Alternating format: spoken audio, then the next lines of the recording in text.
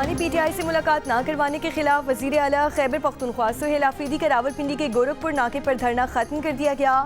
وزیر اعلیٰ خیبر پختونخوا سہیل آفریدی گورکھپور سے اسلام آباد روانہ ہو گئے۔ سہیل آفریدی کا کہنا ہے کہ چیف جسٹس اسلام آباد ہائی کورٹ کے پاس جا رہے ہیں۔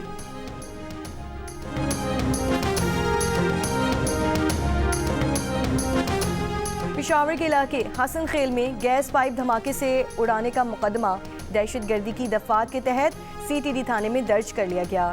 ایف آئی آر کے مطابق دہشت گردوں نے گیس پائپ لائن کو ریموٹ کنٹرول بم کے ذریعے اڑایا۔ دوسرا دھماکہ گیس پائپ لائن کے ساتھ نصب بم سے کیا گیا۔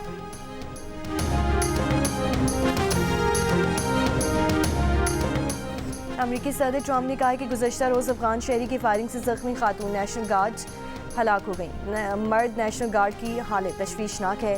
غیر قانونی تارکین وطن امریکہ آ کر مشکلات پیدا کرتے ہیں۔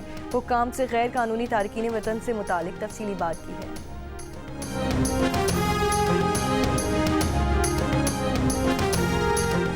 ایف بی آئی کے وائٹ ہاؤس کے قریب فائرنگ کرنے والے افغان شہری کے گھر سمیت ریاست واشنگٹن اور سین ڈیاگو میں متعدد گھروں پر چھاپے۔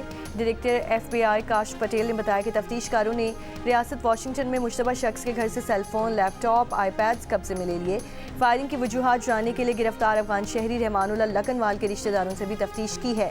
امریکہ کا افغان باشندوں کی امیگریشن کی درخواستوں پر مزید کام، غیر معینہ مدت تک روکنے اور بائیڈن دور میں افغانستان سے امریکہ آنے والے ہر غیر ملکی کی دوبارہ جانچ پڑتال کا حکم۔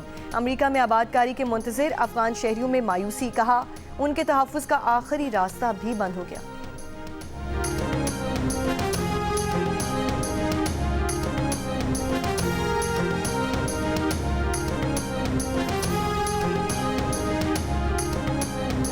ڈیرہ اسماعیل خان میں سیکیورٹی فورسز کی کارروائی میں 22 خوارج ہلاک کر دیے گئے۔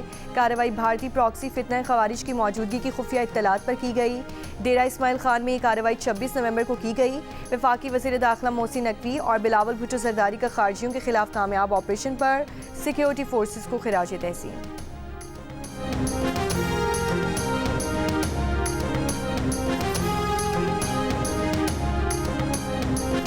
افغانستان سے تاجکستان کی سرحد پر ڈرون حملے میں 3 چینی شہری ہلاک۔ تاجکستان کی وزارت خارجہ کے مطابق 26 نومبر کی رات افغانستان سے تاجکستان کے جنوب میں ایک چینی کمپنی پر ڈرون حملہ کیا گیا۔ ہلاک ہونے والے چینی کمپنی کے ملازمین تھے۔ پاکستان کی تاجکستان میں چینی شہریوں کے قتل کی مذمت۔ دفتر خارجہ نے چینی شہریوں پر دہشت گرد حملہ بزدلانہ فعل قرار دے دیا۔ افغانستان سے دہشت گردی تشویشناک بات ہے۔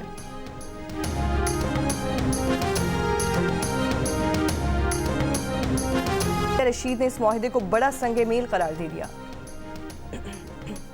سری لنکا نے پاکستان کو سنسنی خیز مقابلے کے بعد 6 رن سے شکست دے کر ٹرائی نیشن T20 سیریز کے فائنل کے لیے کوالیفائی کر لیا۔ سری لنکا نے پہلے کھیلتے ہوئے 5 وکٹ پر 184 رنز بنائے۔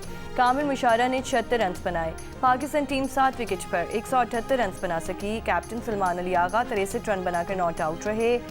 دشمانتا چمیرا نے 4 کھلاڑیوں کو آؤٹ کیا۔ 3 ملکی سیریز کا فائنل ہفتے کو پاکستان اور سری لنکا کے درمیان کھیلا جائے گا۔ پاکستان بزنس کونسل کی چیئرپرسن ڈاکٹر زلف منیر نے کہا ہے کہ معاشی ترقی ٹیکس اصلاحات کے بغیر ممکن نہیں۔ اسلام آباد میں منعقدہ ڈائیلاگ آن دی اکانومی 2025 کے اختتامی تقریب سے خطاب میں کہا، پاکستان کا معاشی مستقبل استحکام، اصلاحات اور ذمہ دارانہ شراکت پر منحصر ہے۔ کوئی بھی ادارہ اکیلے ترقی نہیں کر سکتا۔ ملک کے لیے معیشت کی دستاویزی شکل بہت ضروری ہے۔ 2 روزہ ڈائیلاگ میں پاکستان کے سرمایہ کاری ماحول، توانائی اور معدنیات کے شعبوں میں اصلاحات، نجکاری، ادارہ جاتی بہتری اور ٹیکس انتظامیہ کی جدید سازی پر گفتگو ہوئی۔ پاکستان بزنس کونسل نے نجی شعبے کے ساتھ تعمیری شراکت جاری رکھنے کا عزم دہرایا۔ تقریب میں governor state bank Jameel Ahmed, وفاقی وزیر خزانہ محمد اورنگزیب، دیگر وفاقی وزراء اور national coordinator SIFC lieutenant general Sarfraz Ahmed نے بھی شرکت کی۔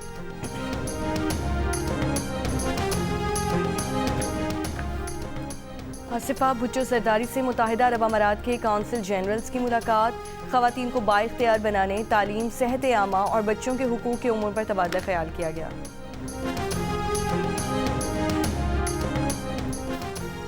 متحدہ عرب امارات نے پاکستانی شہریوں کے ویزے تقریباً روک دیے۔ صرف سرکاری اور سفارتی پاسپورٹ کے حامل پاکستانیوں کو ویزا جاری کیا جا رہا ہے۔ سینٹ میں وزارت داخلہ کے حکام کی بریفنگ، کہا ایک پڑوسی ملک نے پاکستان کی مہمان نوازی اور کھلے نظام سے فائدہ اٹھا کر جعلی طریقے سے پاکستانی پاسپورٹس بنوائے۔ کچھ ماہ پہلے سعودی عرب سے جن پاکستانیوں کو واپس بھیجا گیا ان میں بڑی تعداد ان افغانی شہریوں کی نکلی جو خود کو پاکستانی ظاہر کر کے رہ رہے تھے۔ 61 ممالک میں 21,647 پاکستانی مختلف جرائم میں قید ہیں۔ پاکستانی پاسپورٹ پر متحدہ عرب امارات اور سعودی عرب میں پابندی لگنے کے قریب تھی۔ اگر یہ پابندی لگ جاتی تو اسے ہٹوانا بے حد مشکل ہوتا۔ دوسری جانب کراچی میں متحدہ عرب امارات کے کونسل جنرل وحید عتیق رومیسی نے پاکستانی شہریوں کو ویزے جاری نہ کرنے کی خبروں کی تردید کر دی۔ کہا 3 سال میں ویزے حاصل کرنے والوں کا اتنا رش نہیں دیکھا گیا جتنا اب ہے۔ عالمی منظرنامے پر بھارت کی ایک اور سبکی۔ بھارتی وفد آکسفورڈ یونین کے تصدیق شدہ مباحثے سے عین وقت پر دستبردار ہو گیا۔ پاکستان کو بلا مقابلہ کامیابی مل گئی۔ مباحثے کا موضوع بھارت کی پاکستان پالیسی صرف عوامی جذبات بھڑکانے کی حکمت عملی تھا۔ پاکستان ہائی کمیشن لندن کے مطابق ہائی کمیشن ڈاکٹر محمد فیصل مباحثے کے لیے لندن میں موجود تھے لیکن بھارت مباحثے سے بھاگ گیا۔ میڈیا پر پاکستان مخالف پروپیگنڈا کرنے والے بھارتی تجزیہ کاروں کو جب کھلی بحث کا موقع ملا تو غائب ہو گئے۔ پاکستان نے دلیل، مکالمے اور قانونی موقف سے بحث جیتنے کی تیاری کی۔ بھارت نے بحث شروع ہونے سے پہلے ہی ہتھیار ڈال دیے۔ آکسفورڈ یونین کے مباحثے میں بھارتی وفد کی عدم شرکت ان کے اپنے عوام کے سامنے بھی ایک سوالیہ نشان بن چکی ہے۔ آکسفورڈ یونین جیسے غیر جانبدار فورم پر بھارتی بیانیے کی کمزوری بے نقاب ہوئی۔ بھارتی طلبہ کی اکثریت کے باوجود بھارتی وفد نے ووٹ کا سامنا کرنے سے انکار کیا۔ بھارتی مقررین نے ممکنہ شرمندگی سے بچنے کے لیے پہلے سے طے شدہ مباحثہ خود ہی سبوتاژ کر دیا۔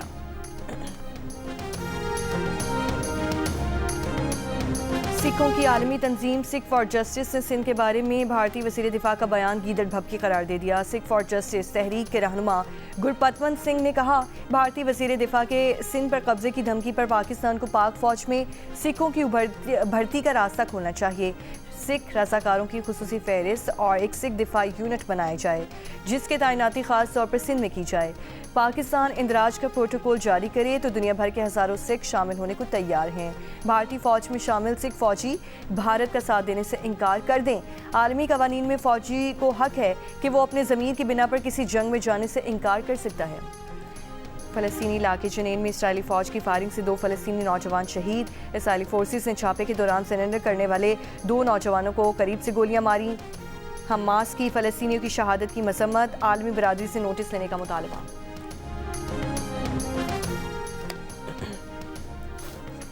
روسی صدر پیوٹن نے کہا کہ امریکہ اور یوکرین کے درمیان زیر بحث امن تجاویز یوکرین تنازع کے خاتمے اور امن معاہدے کی بنیاد بن سکتی ہیں، لیکن اگر ایسا نہیں ہوا تو روس جنگ جاری رکھے گا۔ بشکیک میں صحافیوں سے گفتگو میں صدر پیوٹن نے بتایا کہ اب تک ہونے والی بات چیت کسی معاہدے کے نہیں بلکہ مسائل کے حل کے بارے میں تھی۔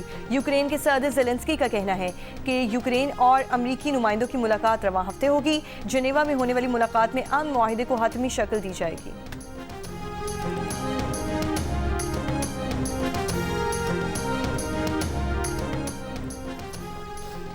ہانگ کانگ کے رہائشی کمپلیکس میں لگی آگ سے اموات کی تعداد 94 ہو گئی۔ فائر سروس حکام کے مطابق 51 افراد موقع پر ہی ہلاک ہو گئے جبکہ 43 نے اسپتال میں دم توڑا، 70 زخمی۔ آگ بجھانے کے دوران 10 فائر فائٹرز زخمی ہوئے، 279 افراد اب تک لاپتہ، تلاش جاری۔ ماہرین کے مطابق یہ ہانگ کانگ میں گزشتہ 60 سال کی بدترین آگ ہے۔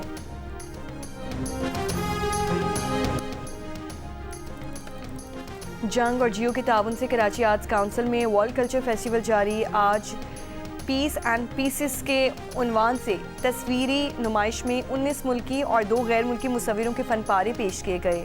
فوکس بنگلہ دیش کے عنوان سے فلم سکریننگ میں فلم نویا مانوش پیش کی گئی۔ ساؤتھ افریقہ کا تھیٹر پلے ڈونٹ شوٹ شائقین کی توجہ کا مرکز۔ اور پاکستان آئیڈل 2025 اپنے گالا راؤنڈ تک پہنچ گیا جس سے ملک بھر سے آئے ہزاروں امیدواروں میں سے ٹاپ 16 گلوکاروں کا انتخاب کیا۔ ابھرتے ہوئے گلوکاروں میں خانپور کی ماہم طاہر بھی شامل۔ والد کے انتقال کے بعد ایم فل کی طالبہ ماہم پر گھر کی ذمہ داری بھی ہے۔ ماہم نے صوفیانہ گائکی کو اپنا راستہ بنایا، اپنے فن سے آمدن بھی حاصل کی۔